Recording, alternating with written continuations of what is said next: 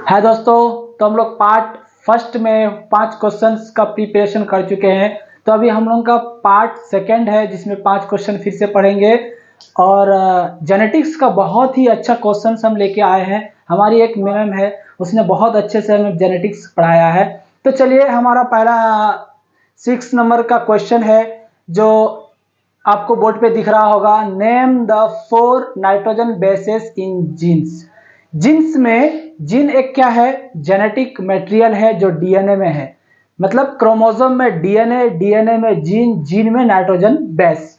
तो nitrogen base हम लोगों को नजर आएगा जब डीएनए का डबल हेलिक्स करेंगे, तब उसमें जो है बेस पेयर्स जो है अरेंज जब होता है तो नाइट्रोजन बेस अरेंज होता है। इसमें डबल हेलिक्स में जब डीएनए हम लोग स्ट्रक्चर बनाएंगे, डबल हेलिक्स का जब डीएनए का जो है स्ट्रक्चर बनाएंगे, तो देयर आर 4 नाइट्रोजन बेसेस। हम लोग मोस्टली अगर हम लोग पढ़ेंगे तो देयर आर 4 नाइट्रोजन बेसिस होगा।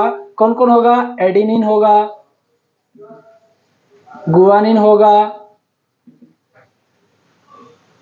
साइटोसिन होगा एंड थायमिन होगा। अगर यहाँ पे डीएनए में अगर नाइट्रोजन बेस को अगर बोले तो हम लोग लिखेंगे adenine, guanine, cytosine and thymine. अगर आरएनए बोलेगा तो adenine, guanine, cytosine and uracil. अगर नॉर्मली 4 नाइट्रोजन बेसिस को बता रहा है तो हम लोग एडिनिन, गुआनिन, साइटोसिन और थायमिन। लेकिन डीएनए में देखेंगे और आरएनए में देखेंगे तो adenine, adenine, guanine, guanine, cytosine, cytosine. लेकिन सिर्फ आरएनए में थायमिन के प्लेस पर यूरेसिल आएगा, जो हम लोग थायमिन और यूरेसिल कर सकते हैं। तो हम लोग को 4 नाइट्रोजन बेसिस अचीव हो गया in RNA and in DNA. सिर्फ एक ही डिफरेंस है, जो थायमिन के जगह पे यूरेसिल आएगा। जो जेनेटिक मटेरियल का एक सीक्वेंस बनेगा एडिनिन, गुआनिन, साइटोसिन और यूरेसिल का, जो जीन्स में होता है। Adenine and guanine are double ring bases called purines. इसमें हम लोग 2-4 पॉइंट ऐड कर देते हैं ताकि हमारा पेज भी अच्छा से फिल हो जाए, क्योंकि इतना शॉर्ट लिखेंगे 2 मार्क्स में, तो 2-4 पॉइंट ऐड कर देते हैं हम लोग। Adenine and guanine are double ring bases called purines and cytosine, thymine and uracil. क्योंकि यहाँ पे थायमिन है और यूरेसिल है, जो साइटोसिन और थायमिन या यूरेसिल, क्योंकि वो दोनों एक दूसरे से single ring bases called pyrimidines. Both DNA and RNA consist of 4 nucleotides, 2 purine nucleotides and 2 pyrimidine nucleotides. तो ये हमारा नाइट्रोजन बेसिस हो गया जीन्स में। क्रोमोसोम में डीएनए, डीएनए में जीन, जीन ही क्या है?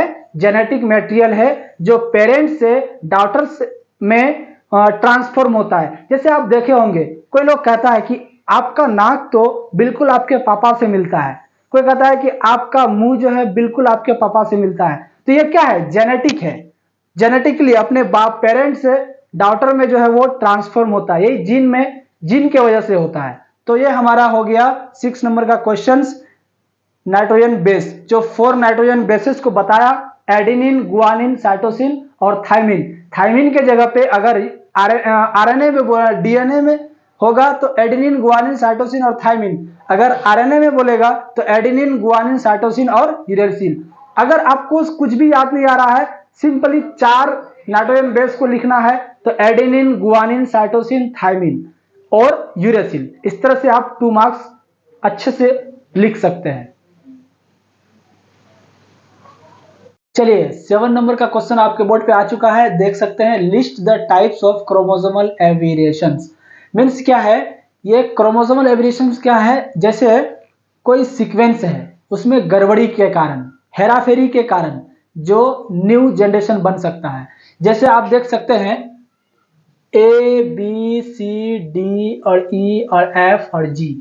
इसका एक नॉर्मली क्या है? कंटिन्यूअस सीक्वेंस है। अगर ए, बी, सी अगर एक जगह आ जाए और यहाँ डी, ई, जी, एफ, अगर ये हेराफेरी हो रहा है, जो कि आना चाहिए था ए, B, C, D, E, F, अगर ई, जी, एफ आ गया, या फिर ए, बी, सी आया ठीक, एफ, जी, डी, इस तरह का कोई सीक्वेंस अगर आ जाए तो ये क्या हो गया? Chromosomal aberrations means abnormality. तो हम लोग डिफिनेशन दे सकते हैं an abnormality of chromosome structure और नंबर। इसका जो स्ट्रक्चर है, जैसे एक सीक्वेंस बनेगा तो एक स्ट्रक्चर बनेगा, इसके नंबर्स या फिर स्ट्रक्चर में कोई एबनॉर्मलिटी होता है, उसे ही हम कहते हैं क्रोमोसोमल एविएशंस।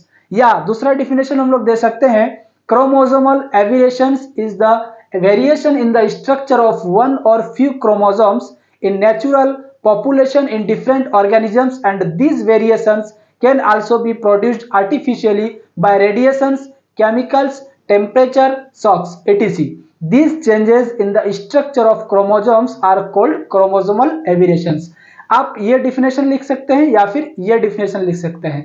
ये डिफिनेशन में क्या है कि जो वेरिएशंस होता है क्रोमोसोमल में, वेरिएशंस जो होता है वो चाहे रेडिएशन के कारण होगा, केमिकल्स के कारण होगा या फिर टेम्परेचर के कारण होगा, जो सीक्वेंस में प्रॉब्लम लाएगा। मतलब सीक्वेंस में जो उसका सीक्वेंस है, उसका जो सिगमेंट है, वो सिगमेंट को वो डिस्टर्ब करेगा, मीन्स एब्नॉर्मलिटी हो जाएगा, जिसमें स्ट्रक्चर भी हो सकता है उसका और नंबर भी हो सकता है।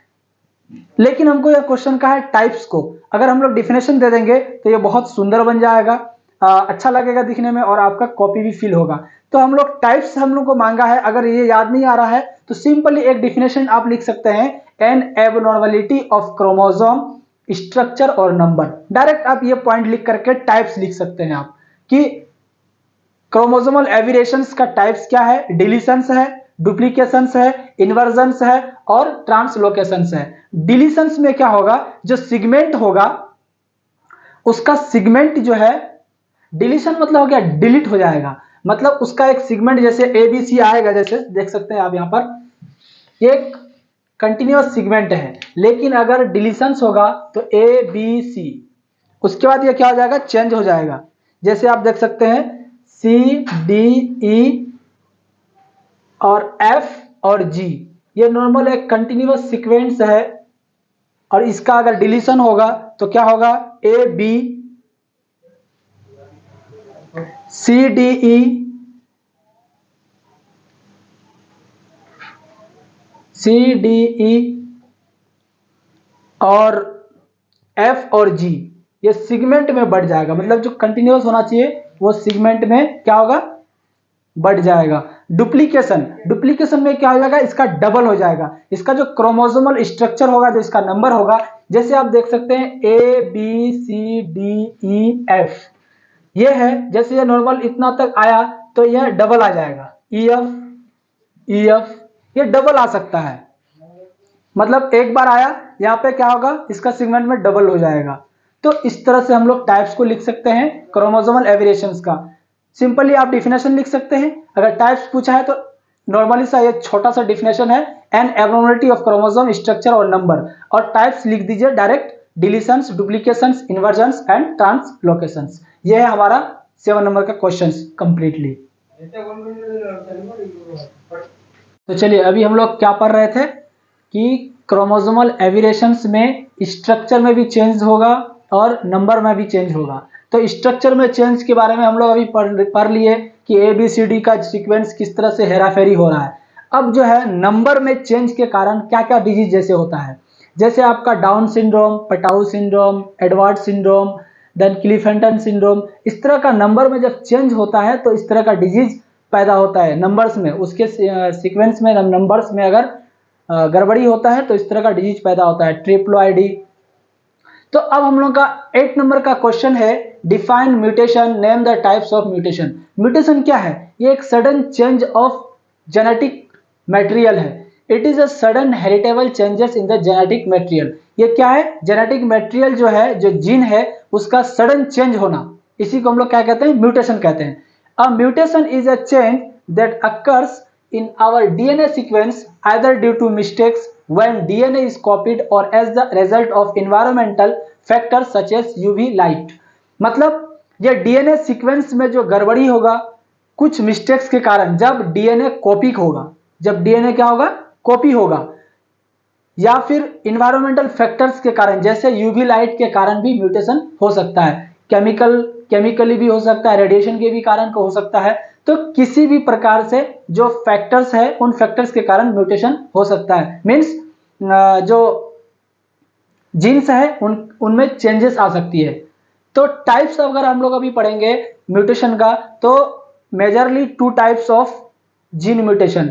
First, gene mutation and chromosome mutation. अगर जीन म्यूटेशन अगर लेंगे तो जीन म्यूटेशन में आएगा point mutation and frame shift mutation. In point mutation silent, missense, nonsense mutation. और फ्रेम शिफ्ट म्यूटेशन में क्या आएगा? Deletion, addition. और सेकंड नंबर में क्या है? क्रोमोसोम म्यूटेशन में ये जीन में म्यूटेशन होगा, मतलब जीन में चेंजेस होगा, और ये क्रोमोसोम के नंबर्स में या उसके स्ट्रक्चर में जो चेंज होगा, डुप्लीकेशन, डिलीशन, ट्रांसलोकेशन और इन्वर्जन, जिसमें से अभी हम लोग पढ़ चुके थे क्रोमोसोमल एविएशंस में, जो ये सब चेंजेस था, डुप्लीकेशन, डिलीशन, ट्रांसलोकेशन और इन्वर्जन। तो ये है हमारा 8 नंबर का क्वेश्चन। अब देखते हैं अगला क्वेश्चन को।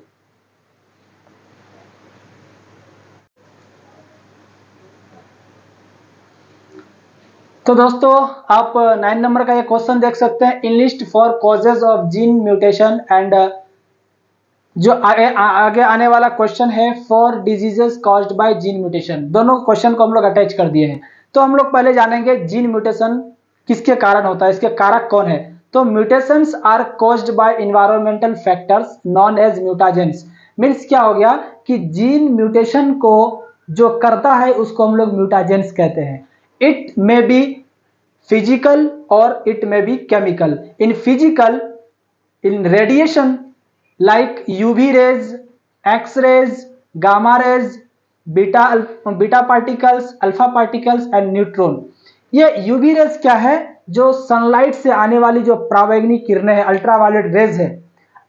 जो किसान लोग हैं, जो ज्यादा सनलाइट पे रहने की आदत है, अगर वो ज्यादा देर तक अगर सनलाइट में रहते हैं तो जीन म्यूटेशन होने की संभावना हो सकती है। एक्स रेज जो एक्सरे करते हैं, जैसे सिटी स्कैन हो गया, एमआरआई हो गया, इस सब में जो रेज पड़ता है बहुत ही घातक हो सकता है। It is very fatal for the human body. It may create gene mutation और for prolonged use of radiological test it may lead to cancer also. So, in chemical factors, acridine dyes are very powerful mutagens। acridine dyes जो है बहुत ही powerful mutagens है जो gene mutation को create कर सकता है। Antibiotics, some antibiotics also can cause gene mutation like azaserine, mitomycin C, streptonigrin. ये सब एंटीबायोटिक कुछ है जो जीन म्यूटेशन का कॉजेज है। Now many food additives and food colouring agents. Additives का मतलब हो गया फूड में हम लोग कुछ ऐड करते हैं कलरिंग के लिए, उसका सेल्फ लाइफ के लिए, उसका ऑर्डर के लिए। और कुछ कलरिंग एजेंट भी है जो आजकल हम लोग देखते हैं, जितने भी फूड, जंक फूड है, फास्ट फूड है, उसमें कलरिंग एजेंट मिलाया जाता है ताकि क्या होगा कि कस्टमर्स को एक अट्रैक्टिव लगे, एक टेस्ट लगे, अलग सा एक फील आए, तो उसमें ऐड करते हैं। लेकिन वो मतलब शॉप जो दुकान में है उनके लिए वो फायदा है, लेकिन जो हम लोग यूज करते हैं कंज्यूमर के लिए वो बहुत ही हार्मफुल है, उनके बॉडी के लिए बहुत ही हार्मफुल है। It can cause gene mutation. अब है जीन म्यूटेशन के द्वारा होने वाले डिजीज, जैसे सिस्टिक फाइब्रोसिस, हीमोक्रोमेटोसिस, टे सेक्स disease, sickle cell anaemia, haemophilia, thalassaemia and Huntington's disease. ये सब डिजीज जीन म्यूटेशन के द्वारा होने वाले हैं। तो चलिए मिलते हैं अब हम लोग नेक्स्ट पार्ट में, जो अगला क्वेश्चन आएगा उसमें हम लोग मिलते हैं। तो बने रहिए आप लोग।